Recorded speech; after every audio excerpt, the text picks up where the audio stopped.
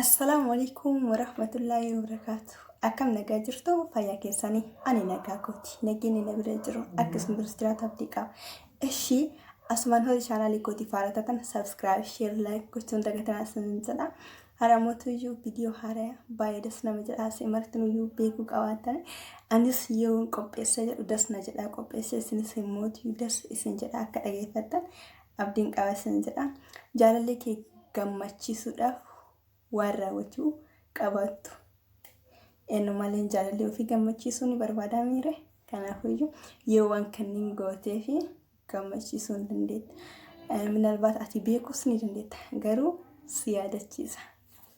Eshi hubadhuuf yoo sin jedhu nuti dafnee aarraa wantuma agarreetti jechuudha. Garattuu ijoo dhiirri dubbatee baafachuu hin danda'u jechuudha. Nuti yooma waan tokko taaneyyuu imimmaanuu buusnee boonnee waan barbaannu sana himuu dandeenya jechuudha. Garuu inni isaan dubbachuuf hin danda'anii akka xiqqootti jechuudha. Waan isaanitti jabaatte malee wantuma fidhoo ta'ee sin jedhan daddafanii simmeetii yookaan yaada isaanii onnuu jechuu hin danda'an waan ta'eef ati hubattee fi jechuu qabaatta. Kana wasin jedhu mootiyyuu sa'aatii inni waan tokko yeroo sirraa barbaadeefaa ta'uu danda'a. Aareefaa mana galuu danda'a fa'a. Ati immoo yeroo sanitti yeroo cinqitee hubachuu fi baatteetiin hin jette yookaan wanta adda addaa jechuu ni dandeetta fa'a jechuudha. Arrabsuu fa'aa dandeetta jechuudha. Kanaafuu iyyuu arrabsini isas hin cinqin yeroo kennii fi yeroo muraasa booda mootiyyuu itti deebi'ite gaafadhu waan inni ta'eetiin hin jedhe sitti himuu danda'a waan ta'eef jechuudha. Kanaafuu yeroo kenniif hubadhuu fi hin arrabsin sin jechuu barbaada. Eshi hin dhoorgin inni lammaffaan hin dhoorgin hin dhoorgin yoo sin jedhamu iyyuu hin dhoorgin yoo sin jedhu wal qunnamtii caalaa. Kana yoo sin jedhu jireenya keenya keessatti parsantii 175 haadha manaatiif abbaa manaa jidduutti bultii irraa caalaa kan deemamuu ni danda'u yookaan bultii maanuu kan onnuu isarratti hundoofteeti jechuudha. Kanaafuu yeroo baay'ee akka agarruuttis akka dhageenyuttis jechuudha. Yeroo baay'ee haati manaatiif abbaa manaa yookaan jaalalleef jaalallee yooma wal lolanii jiru. Abbaan dhiirri faanti jechuudha. Yeroo tokko muudii godhanii haadha manaa isaaniitirraa algaa garagaraa fa'aarra buluu fa'aa danda'an jechuudha. Haati manaa isaallee jechuudha yoo wantuma xiqqoo irratti walii aaranii jiru gargara yookaan himmootu akka waan wal qaxxa'uu yookaan wal adabuu godhaniiti fudhatan jechuudha. Kana wasin jedhu immoo wal qunnamtii saalaa irraa wal dhoorgu yookaan himmootu iyyuu bakka onnoo jechuudha. Wal dhiphisan yeroo kanatti wal dhiphisuu wanti tokko uumuu danda'a jechuudha. Kanaafuu hin dhoorgin sin jechuu barbaadeetti. Kanaafuu yeroo wanta fe'e jidduu keessanitti uumameetiin hin jedhee wal qunnamtii irraa wal dhoorgu akka wal adabuutti hin fudhatina jechuudha. Kun adabuun hin jedhamu. Maaliif jennaan wal miidhuudhaayyuu malee amalli akkanaa kun yoo qabaatanii hin jettan dhiisuu qabaatan jechuudha. Maaliif jennaan akkuma isin jedhe parsantii 175 wanta kana qofarrattu hundaa'eeti jechuudha kan bultii namaa adeemamuu danda'u. Kanaafuu waan akkasii san amala akkasii wal adabuu naannoo qabaatanii hin jette irraa of qusadhaa isin jechuu barbaada. Inni sadaffaan nagaa kenniif hin arrabsee waan yaada isaa tuqu hin jedhiniin jechuudha. Yeroo tokko nuti arraba jechuudha dhiirummaa isaafaa tuquu dandeenya jechuudha. Cadhisnee kan maduraanii nagaa waliin haasofnu kana xiqqoma yoo wallolleetiin hin jenne amma jaalallee keessatti ifaa jechuudha. Wayi dhiira taatee ati jechuudha. Baay'ee tokko kalaama hin taanedha jechuudha. Kalaama hin taanedha wanti kun keessattuu wanta dhiira jechuudha. Dhiirummaa isaa tuquun baay'ee tokko keessa gadi nama bu'ee ilaaleetiin jedheef baay'ee dhiibbaa fida jechuudha bultii irratti. Kanaafuu iyyuu nagaa kennii fi hin arrabsanii waan inni yaada isaa tuqu hin jedhiniini jechuudha. Kanaafuu gara dhiirummaa isaa irraa fagaadhu yontuma fe'ee yoo ta'eetiin hin jedhe of qoxxoobii of keessatti gadi qabachuu yaadi. Kanaafuu aarteetiin afaan aariitii waan tokko isaan jettee akka mootuyyuu wanta takkitti irraa ka'ee bultiin keessan diigamuu waan danda'uuf kanaafuyyuu ati of qoxxobuu qabaachuu qabaattaa sin jedha. Maaliif jennaan nuti shamarranii wanta mararattuu akka jirjirtuu ta'e taane anis ni beeka isinis ni beektan jechuudha. Baay'ee jirjirra. Kanaafuyyuu waan akkasii san dhiirummaa isaa wanta tuqu jechuuni. Ati way dhiira taate ka akkasiisan ati ka akkasiisan jechuudha. Minalbaat yeroo mololtanii yoo akkasitti arabsites walitti deebi'uu waan dandeettaniif inumaa gonkumaayyuu dhiirummaa isaa hin tuqin. Dhiirri waa mara caala dhiirummaa isaa akka tuqamu waan hin feeneef jechuudha. Kanaafuyyuu wanta hin barbaachisne jedhaniis jechuu barbaada. Callistee abbaa argite wajjin kolfitee hin taphatin. Callistee abbaa argite wajjin kolfitee hin taphatin. Inni arfaffaan. Fakkeenyaaf karama gubbaa osoo wajjin deemaa jirru ni jiraame abbaa argite wajjin hin jira aktiingii garaagaraa jechuudha. Osoo hojiin uyyuu jirtu aktiingii garaagaraa nama isa cinaa jirtu yookaan goodanyoota hiriyoota isaatti jechuudha. Dhiyeenya baay'ee qabaachuu jechuudha. Amma fakkeenyaaf ana jaalallee kan koo hojiin osoo jiru hiriyoon isaa yeroo mana dhufaniitiin jedha aktiingii garaagaraa bakka wanta isaan ofitti akka waan harkisuu naamina hin taasisin jechuudha. Maaliif jennaan akka waan achi isaan barbaaddu jedhee simmeetiinsa kan keessa gadi bu'uu waan danda'uuf gonkumaayyuu ati jaalallee kan kee yookaan hiriyaa jaalallee kan keetii abbama fedhe yoo ta'e jedhe kan hanga feetes hiriyaa jaalallee kiyyaati dhufe jettee akka argite jala hin godhatin jechuudha. Maaliif jennaan dhiira haadha manaa isaati ati ni shakkas kanarraa mootuyyuu innis immoo maalinni isaan jidduu waayee jira jedhee yaaduu waan danda'uuf ati gonkumaa waan akkasii irraa fagaachuu qabaata. Kanaafuu abbama argite wajjin kolfinii hin taphatin. Keessattuu hiriyoota isaarraa of qoxxobii adaba qabaadhu gara hiriyoota isaa kan inni itti jechuudha. Akkuma nu beeynu nu martuu beeynu yeroo goddanyaa isaa qabee manaan fajjachuudha abbaan manaa kenna. Yeroo baay'ee wanta akkanaa kanarratti bultiin namaa kan diigamu anis ija kan kootiinis argee jira jechuudha. Mamii malee kuni wanta adeemsifamaa jirudha jechuudha yeroo ammaa kana keessatti. Kanaafuyyuu ati hanga dandeetteen hiriyoota jaalallee kan keetii irraa yookaan abbaa manaa kan keetii irraa of qusadhu akka argite wajjin hin ta'in. Inni shanaffaan hin dubbatin haadhaaf abbaa kan keetitti.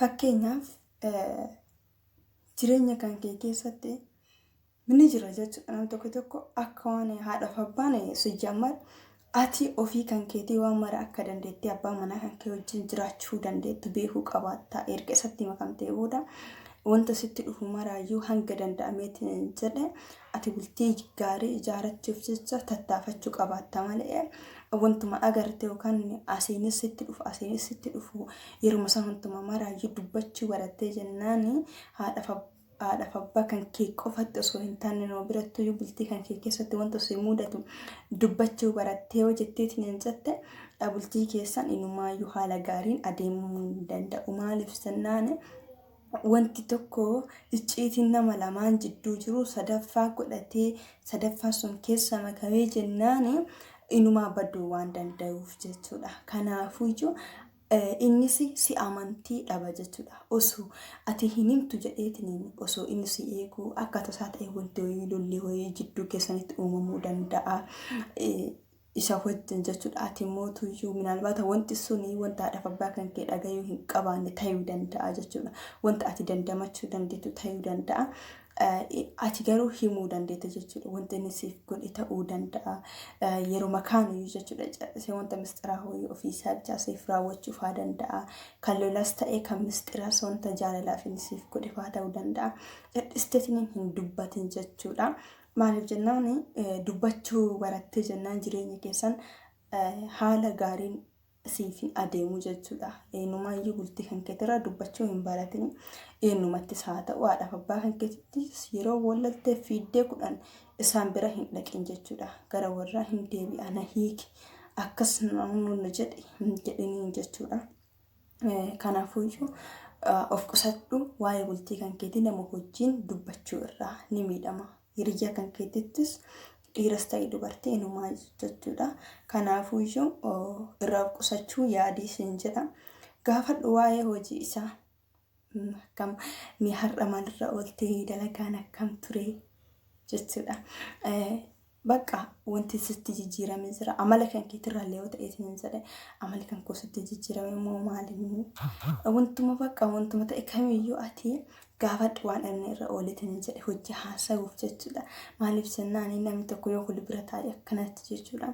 Ija keessa walaalaa wal ijaaseetiin jedhe waa baay'ee walirraa hubachuu waan danda'uufi ati gaafachuu qabaatte jechuudha. Waa'ee dalagaa isaa akkam akka ooleetiin jedhe maaltu akka isa mudate kolfas ta'ee badas yoo ta'eetiin jedhe wantuma ta'e kamiyyuu jechuudha. Hiriyaa waan ta'uufii qabaattuufi gaafadhuu siin jedha. Gara amala kan keetitti immoo raawwiin ati isaaf raawwattu wanta adda addaa ta'uu danda'a jechuudha. Kanaafuu ati mee amala kan kootirraa maaltu sitti jijjiirame maal akka barbaaddu bakka gaafadhu jechuudha. Yeroo isaanii jaalaluma kiyyaaf kana mara na gaafatti jedhee siif wantuma ta'e kamiyyuu jechuudha. Ati halaala sirraa jiraadhu jechuudha. Waa'ee bultii keessanii keessatti itti dubbadhu yeroo baay'ee haala inni irra ooleetiin jedhe keessattuu akkuma maaltu na galche osoo hin taane gaafachuu qabaatta jechuudha. Beekus qabaatta. Beekuuf tattaafachuu qabaatta. Sitti dubbataa jechuudha. Kanaafuu yaada wal jijjiirtanii jechuudha. Yeroo akkasitti haasoftaa waliin isin jechuu barbaada. Kanaafuu yoo waliin haasa'u gaarii waan ta'eef atis waan inni irra ooleetiin jedhe gaafadhu sin jedha. Inni torbaffaan jaalala kan kee itti agarsiise. Yeroo hundaayyuu jaalala kan kee itti agarsiise yoo siin jedhu hin dhoksin jechuudha. Jaalala isaaf qabdu hin dhoksin. Nuti shamarran yeroo baay'ee hin dhoksina jechuudha. Jaalala abbaa manaa keenya haa ta'u hiriyaa keenya jaalalli keenya haa ta'u ni dhoksina jechuudha. Dhoksuun innumaayyuu hin barbaachisu. Ol baastee dubbachuudha qabaata jechuudha. Kan garaa keessatti mannaa kan dubbattutu caala waan ta'eetiin jedheefi kanaafuu inni barbaadeetiin wantuma ta'e kamiyyuu jaalala kan kee itti agarsiisi jechuudha. Kennaa adda addaa wantuma ta'e kamiyyuu jechuudha. Kanaafuu hangam akka isa jaalattu itti himi barsi jaaladhaa barna boonsitaa ati jireenya kan koo keessatti bakka guddaa qabdaa. Kanaafuu siif jiraadhaa. Bakka wantuma ta'e kamiin keessatti haaluma kamiin jaalala kan kee itti agarsiisi sin jedha. Ankabaa akka jechuudha. Haala uffannaa isaatiin ta'uu danda'a. Uffata isaa yeroo inni baay'atiin jedhe yeroo akkaataa inni deemuun jechuudha. Kanaafuu qaqqabii abbaa manaa ofii namni dhimma qaqqabata. Kanaafuu akkasitti abbaa manaa kan kee qaqqabii sin jechuu barbaadeetiin jedha. Akkasitti jaalala kan kee ibsee fi haala hedduutu jira. Haalli jaalala ittiin ibsatanii. Kanaafuu dhoksoo osoo hin taane baafadhu jaalala kan kee sin jechuu barbaada. Akkasitti dubbadhu jaalala kan kee ibsee fi. Saddeetaffaan galateeffadhu. An fakkeenyaaf dubartiin gareen nama aarsiti jechuudha. Wantuma jechuudha miseejjima yookaan immoo ta'uu minalbaat yeroo walirraa haalala jiraata sagalee bareedaa ho'i waan inni siin jedhe ho'i jechuudha. Wantuma fuulduraa ho'itu yoo inni siin jedhe aydalam kabiraati miti. Sibira jiraate baasee raawwate miti yeroo haalala jirtan wanti inni ifaan bareedaa kiyya galatoomnaaf jiraadhu. Jecha naan jettu baay'ee tokko keessa kan koona gammachiisa. Abdiinatti horee jedheen jechuudha. Kanaafuu inni saamilee godhata hangana natti gammaddi yoo inni ani kana raawwadhuuf jedha jechuudha. Irra deddeebi'ee waan sanneen raawwachuu wanta isa fakkaatu jechuudha siif raawwachuu yaada jechuudha. Sibira jiraatee inni kennaa adda addaa waan gatii xiqqaa siif kennuu danda'a. Wantuma ta'e kamiyyuu jechuudha. Tun akkasii hin jedhiniin jechuudha. Wantuma inni siif kenne kamiyyuu wantuma inni siif raawwate kamirrattuu guddistee ilaaluu qabaatta jechuudha. Innumaayyuu wanti inni siif kenne innumaayyuu dagachuus hin qabu. Sagalaffaan yommuu ta'u callisteetni wanta inni siin jedhe mara wanti inni si dubbate mara badooma fakka waan siin jedhetti hin ilaalin.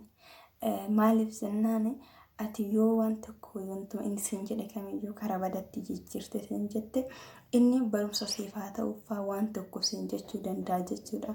Gaafa ati mootuyyuu karaa biraatti harkaa jijjiirte dubbii inni waan gaariif jechuufaa danda'a. Cal'istee ati mootuyyuu dubbii micicciiruu yoo harkaa hannoo jettee siin jette kanuma dubbii isii wantumaayyuu waan jedhee maraayyuu afaan jala na eeddi. Dubbii kee jijjiiruu guddatti maaliif afaan akkanatti jabaatti siin jechuu danda'a jechuudha. Kanaafuu akka inni akkas jedhee sittiin aaree honnoo hin jenne ati mootuyyuu cal'istee wanti inni siin jedhe mara gara badatti harkaa fudhatanii hubadhuu fi beekii fi siin jechuu barbaada. Inni kurnaffaan hin sodaachisin gargar baana jettee inumaayyuu ati bultii kan kee keessatti shamara taatee dhiira tokkoon gargar baya jettee faarsuu hin qabaattu jechuudha. Maaliif jennaan tokkoffaa si baratee taanaan ni tayama gaafa tokko dhugaa siif ta'a jechuudha. Yeroo ati bultii kan kee ijaarachuu osoo hin taane adada jidduu keessa lamaanitti wanti tokko uumamu gargar bayuu yoo ati tamanyaate yookaan yeroo ati gargar bahuu yaaddeetiin hin jette guyyaa tokko dhugaa siif tayuun waan hin oollee fi kanaafuyyuu of qoxxoobii irraa gargar baana jettee hin sodaachisinii ittis of hin jejinii akka haati manaa abbaa manaaf jiraatutti jiraadhuu fi haadha manaa gaarii ta'ee fi nama bultii ofiitiif yaadu ta'ii siin jechuu barbaada. Kanaafuyyuu goona kuma gargar baana jettee sodaachisin jechuudha. Amma xiqqoma yoo waa'een isa godhatin jedhe ati bar kanaaf akkana na goota kanas nan gargar bahee siin barbaadu jechuu dandeessa jechuudha. Garuu wanti kun deemee jidduu keessatti dhugaa ta'uu danda'a gaafa tokko akka inni dhugaa hin taane mootu waan akkasii sanarraa of qusachuu qabaatta. Gonkumaa isan quuxessinii jechuu barbaadeeti. Akkasii hanga viidiyoo biraatiin walitti deebinutti nagaan naa tura. Asumaan chaanaalii kan koo subscribe, share, like gochuun dagatina isinan jedha. Yaada qabdan immoo naa barreessaa.